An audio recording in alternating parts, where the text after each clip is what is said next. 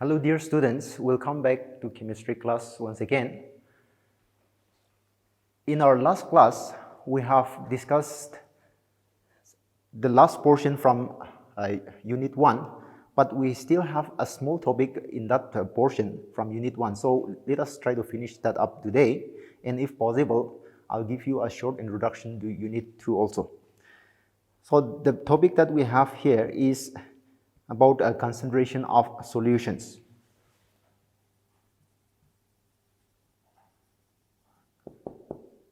Concentration of solutions. Now, concentration of a solution simply means the amount of solute that is given in a given amount of the solution. How much of the solute is present in a given quantity of the solution, that gives us the concentration of the solution. Now, there are many different ways for expressing concentrations of these solutions. We will discuss only 4 of them. The first one is mass percentage.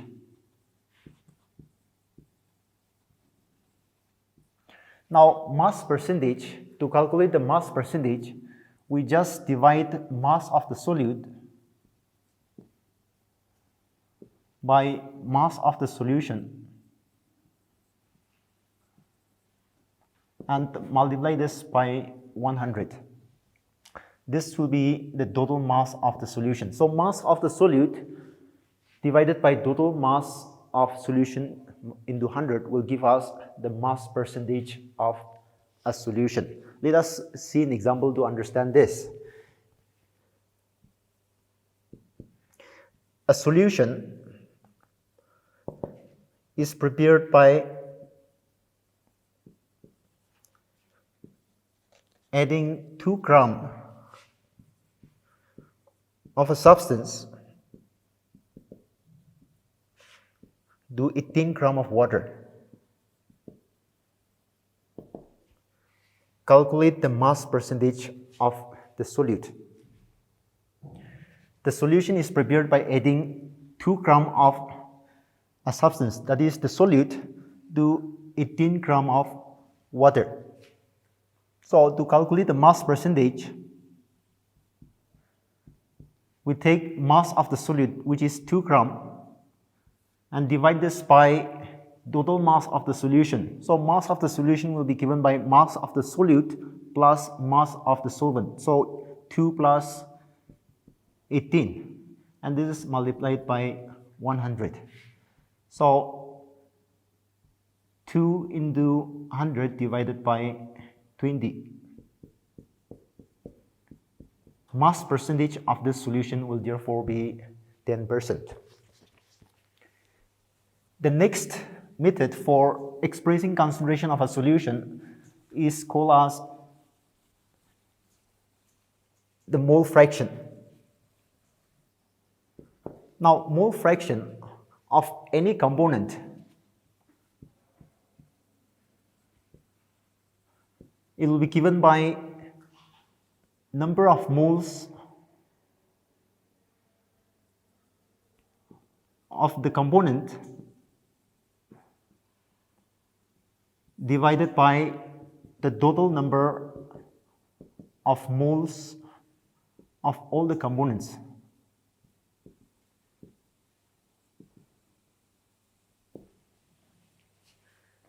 So suppose we have 2 components in a solution, A and B, then mole fraction of the component A, represented by XA, will be equal to the number of moles of the component, that is number of moles of A divided by total number of moles of all the components. So number of moles of A plus number of moles of B.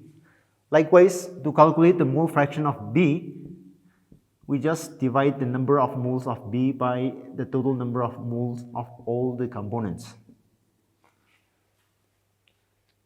So this is another method for expressing concentration of a solution. Let us see an example to calculate this mole fraction from a solution. Calculate the mole fraction of ethanol and water in a solution in which 46 gram of ethyl alcohol and 180 gram of water are mixed.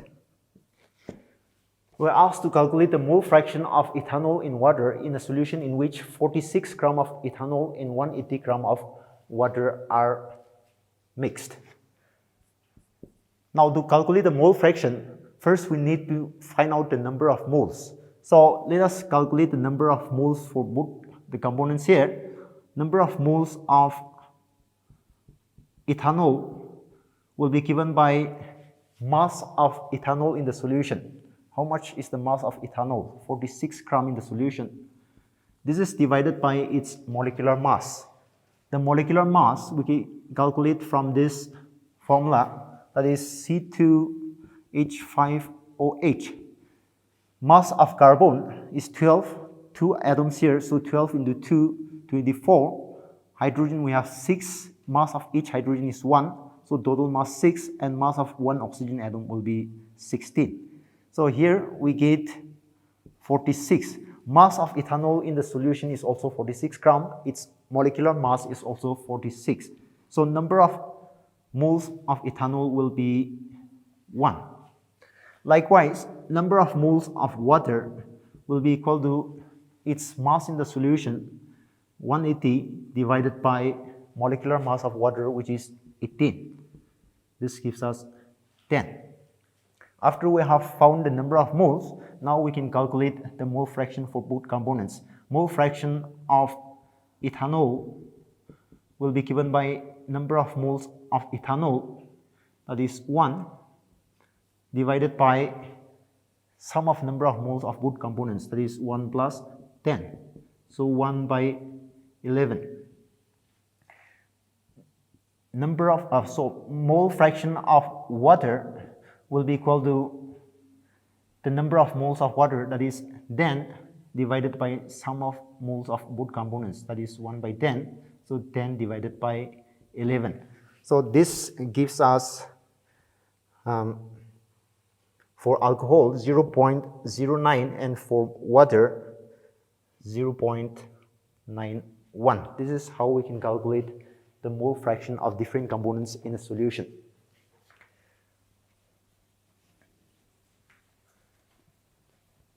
Now the third method for expressing concentration of solution is called molarity. Molarity is defined as the number of moles of the solute per liter of solution. So molarity will be given by number of moles of solute divided by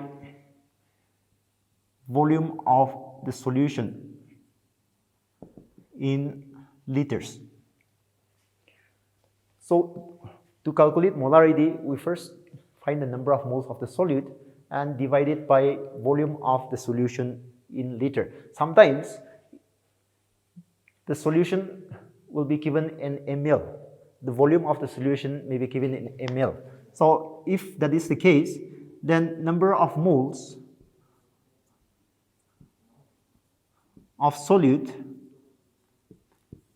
by volume of the solution in ml. Then we multiply this by 1000. The fourth method for expressing concentration of a solution is molality.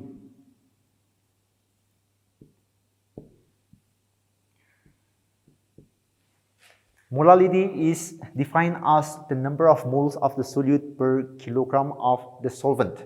So here molality will be equal to number of moles of solute divided by mass of solvent in kilograms. To calculate molarity, we divide number of moles of solute by volume of the solution. To calculate molality, we divide number of moles of solute by mass of the solvent, not that of the solution. We divide it by mass of the solvent in kilogram. Once again, if mass of the solvent is given in grams, then molality will be equal to number of moles of solute divided by mass of solvent. If given in grams, then we multiply this once again by 1000 to get the molality of the solution. Let us see some examples and try to calculate the molarity and molality of some solutions. What is the molarity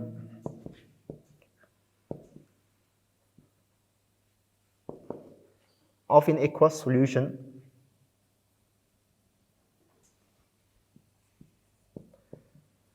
of ethyl alcohol which contains 50 grams of alcohol in 500 ml of solution? What is the molarity of an aqueous solution of ethyl alcohol which contains 50 grams of ethyl alcohol in 500 ml of the solution? Molarity is given by number of moles of solute, that is the ethyl alcohol, divided by volume of the solution. Here it is given in ml. So this equation we multiply by 1000. Now number of moles of ethanol will be given by its mass, that is 50 gram, by molecular mass. Molecular mass of ethyl alcohol we have calculated, it is 46. So this is the number of moles of ethanol, mass divided by its molecular mass. Then we have 1000, and below we have volume of the solution in ml, that is 500. So on simplifying this, we should get around 2.18 mole per liter. Let us see another example where we can calculate the molality of the solution.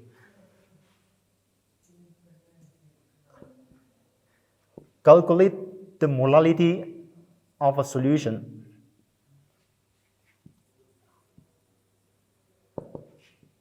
of 36 grams of glucose in 500 grams of water.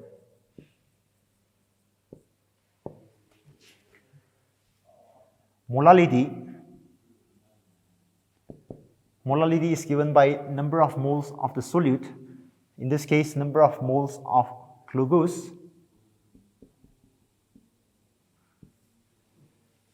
number of moles of the solute divided by mass of the solvent. Mass of the solvent, that is water, is given in grams. So this we multiply by 1000. Molality will be number of moles of glucose by mass of the solvent, but that means mass of water, that is 500 grams. Since it is given in gram, we multiply it by 1000. So number of moles of glucose will be given by its mass, that is 36, divided by molecular mass of glucose, which is 180. You can calculate using this formula. You just add up the atomic masses, you get this molecular mass. Then here we have 1000, then mass of the solvent in grams, that is 500. On simplifying this, we will get 0.4 mole per kilogram. Be careful while writing these units also. For molarity, we use mole per liter, because number of moles of the solute is divided by volume of the solution, whereas in molality, it is divided by mass of the solvent. So this will be given in moles per kilogram. So that is all about these concentrations of solution. I'll just quickly give you a short introduction to Unit 2 also. Unit 2 is about structure of atom.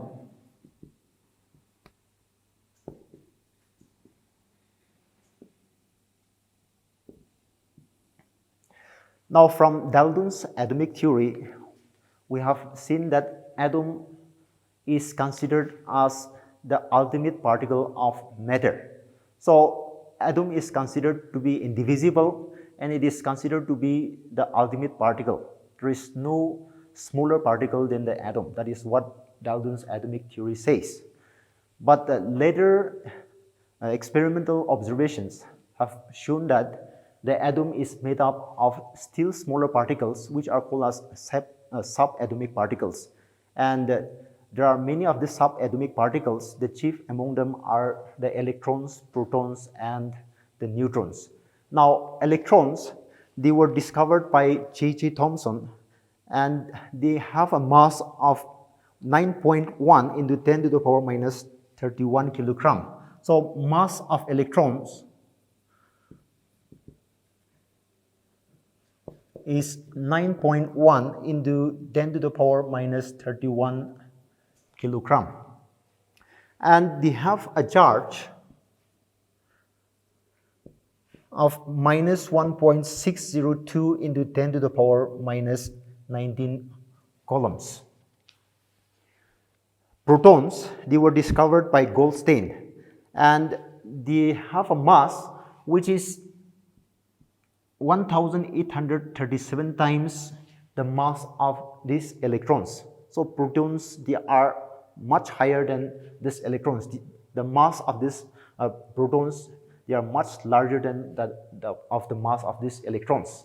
1837 times the mass of the electrons.